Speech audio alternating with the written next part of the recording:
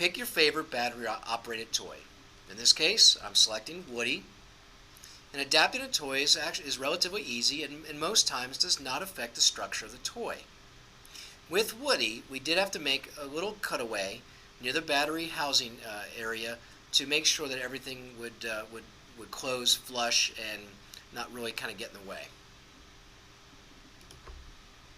This is called a battery interrupter. It has a small copper end for contact with the battery and a plug for attaching your favorite switch. Now, different switches come with different adapters or plugs. This battery interrupter, you'll notice where my mouse is, right here there's a little piece that can be removed that will change for whether you're going to use a larger plug or a smaller. This is a pillow switch. There's a soft switch inside the pillow and an adapter on the other end for hooking up to devices or interrupters. If you notice, the size of the switch or the plug for the switch is pretty small, but sometimes they're much bigger. You do not need to use a pillow switch. This is just the one that we used. Oftentimes, toys have small screws securing the battery housing area. You'll need a small screwdriver to remove the battery cover. I think they call those hobby tools or hobby screwdrivers. So, you need a toy. We have Woody. You need a battery interrupter. And you need a switch. Here's how you convert Woody to a switch to make him a switch accessible toy. Step 1, locate the battery housing area of the toy. Remove the battery cover, and again you might need a screwdriver to do this. Step 2, you do not have to do this step, but in some cases it's better to remove some of the plastic around the battery housing area. This allows the battery cover to close completely when the interrupter is inserted. It does not matter which battery end you touch as long as there is contact metal on metal.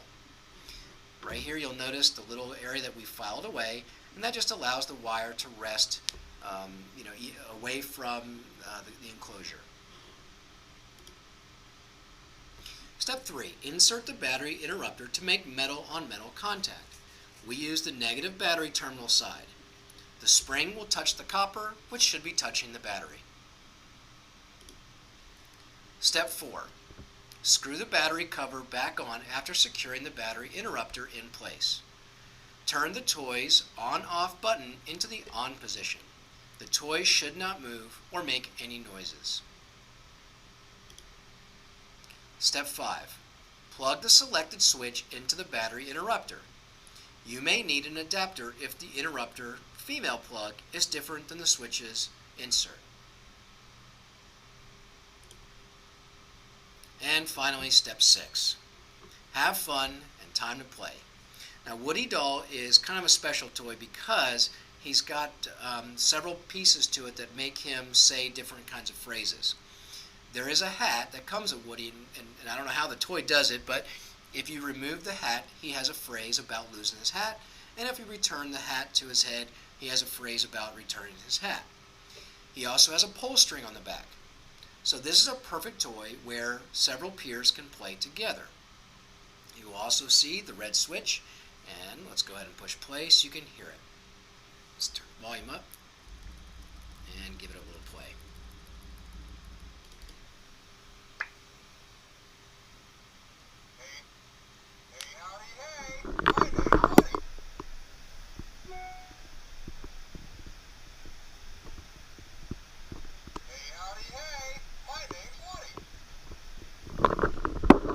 Again, it doesn't matter which switch you use as long as it's appropriate for the user.